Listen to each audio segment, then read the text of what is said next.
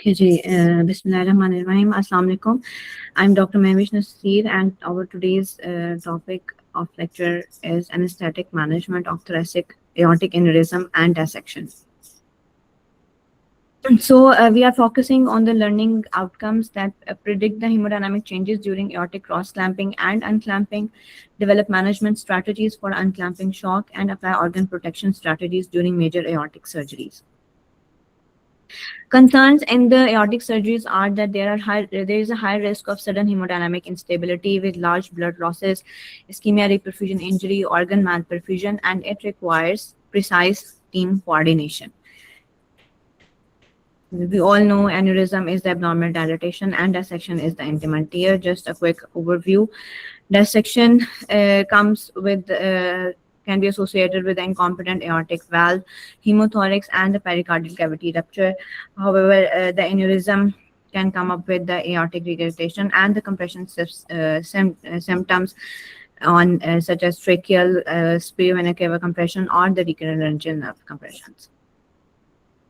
So preoperatively, thorough review of the aortogram, transesophageal echocardiography, and the surgical plan. The extent of the surgical plan and the disease is very important so that we can assess what hemodynamic changes we are going to cope up with, what malperfusion we are going to handle, and what strategies we should uh, incorporate in our management. So, evaluation for the mediastinal mass effects, airway compression, any concomitant medical conditions like tamponade regurgitation, any pre-existing neurological deficit should be documented, and the medications which patient is taking. This is the table taken from the 2022 guidelines showing that how the transesophageal echocardiography has come up with the excellent modality for the early diagnosis of the aortic aneurysms, and it also helps in the intraoperative and all the perioperative management of the aneurysms and dissections. Monitoring the routine, all the invasive monitoring with proximal and the distal aortic pressures, transesophageal echo, again, as I told you, for the cardiac monitoring, cardiac assessment, and the monitoring and assessment of the aortic disease, its correction, and the cannulation, in helping in the cannulation.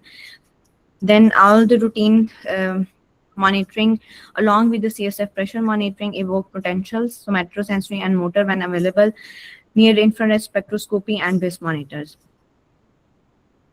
Prepare for the double Newman catheter for thoracotomies, large IV lines, blood products, antifibrinolytics, and cell savers, as we will be encountering large blood losses and coagulopathies in these patients. So coming to the clamp response, as it's indicated, the clamp, they will encounter the proximal hypertension proximal to the clamp, which will they increase the ventricular afterload and the myocardial oxygen demand.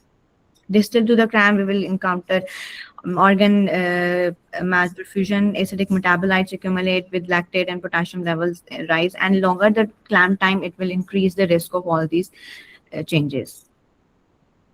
So the clamp phase management should be the deepen anesthesia before the clamping. Mild to moderate hypothermia helps. Then the lumbar CSF drainage for the spinal cord protection. So we have to maintain the spinal perfusion pressure, and as it depends on the mean arterial pressure, difference of the mean arterial and the CSF pressures. So CSF drainage, if the CSF pressure increases above 10 or 15 millimeters of mercury.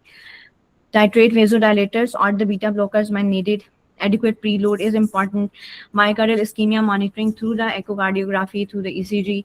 Maintain the heart rate recommended is between 60 to 80, and the proximal, जो clamp के proximal mean arterial pressures है, it should be maintained between 70 to 90 millimeters of mercury.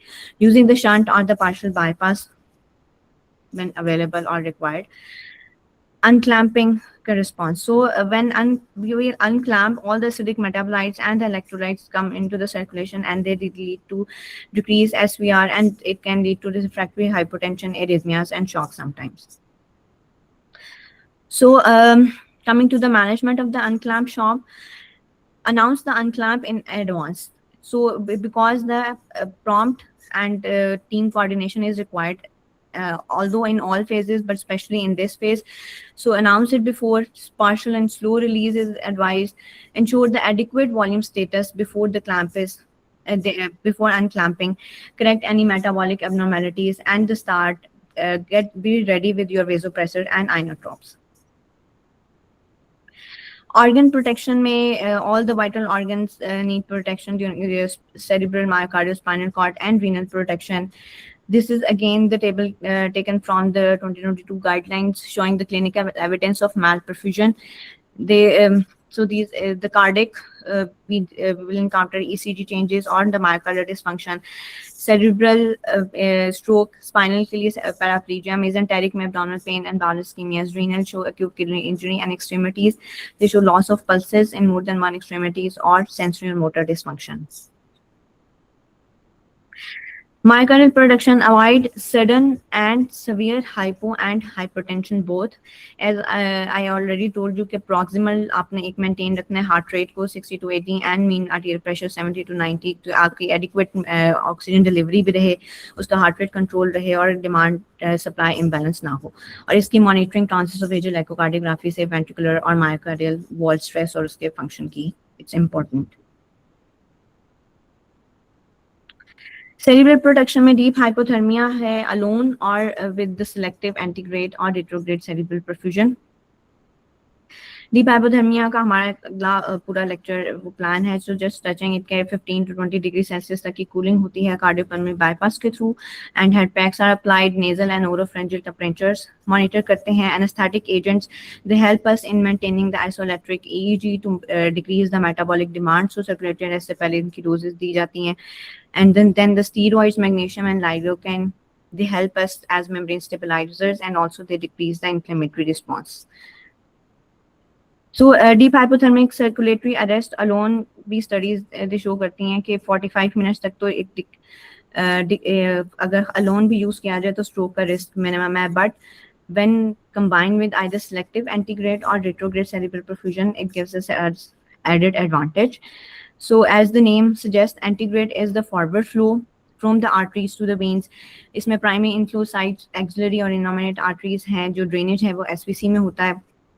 Retrograde is the backward through the veins, SVC, cannula से internal jugular and the cerebral vasculature में जाता है. और drainage जो है वो इसका aortic arch में आता है और वहाँ से suction के through pump में जो है वो blood चला जाता है.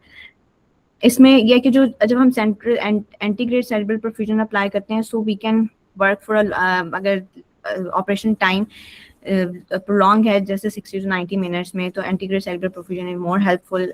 We can work with it in moderate hypothermia में भी.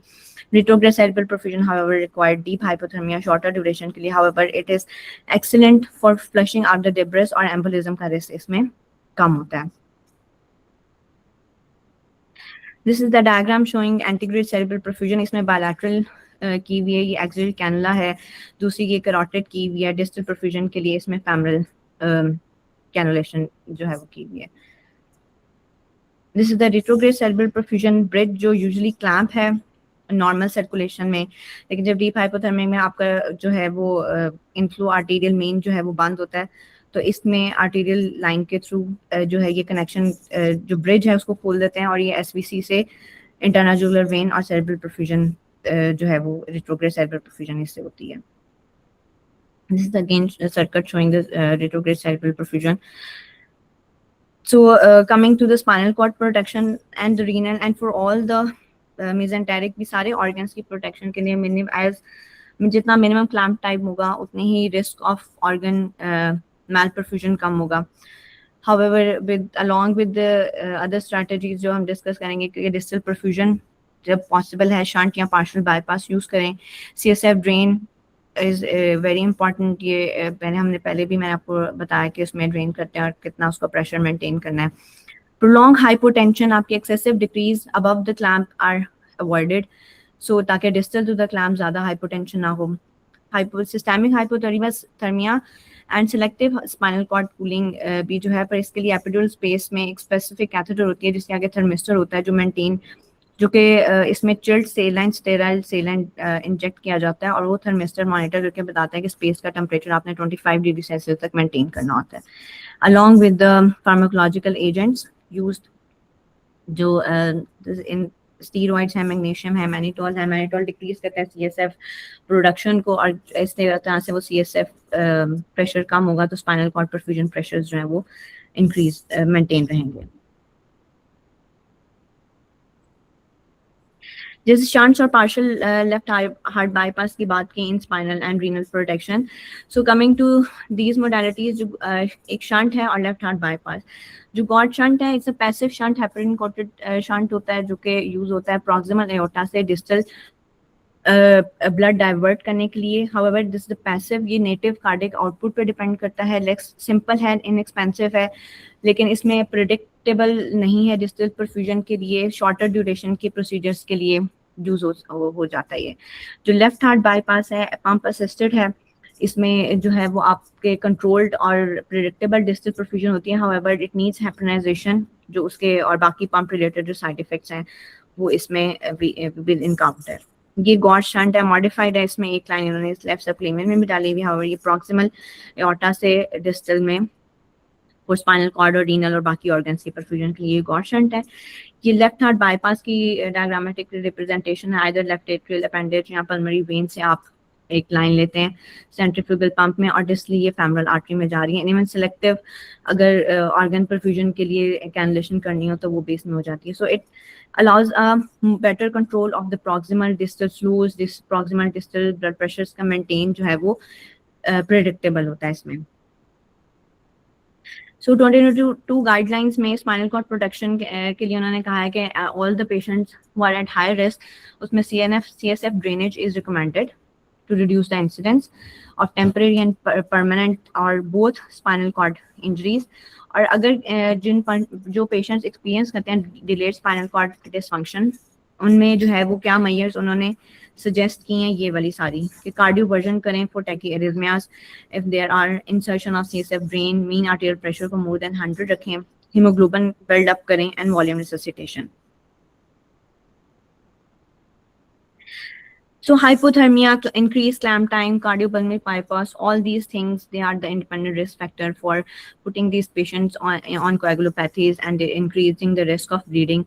So use of cell saver when available, point of care coagulation testing is recommended, along with the management of with the hypothermia, acidosis, and the dilutional coagulopathies, replacement of the products whenever available and required.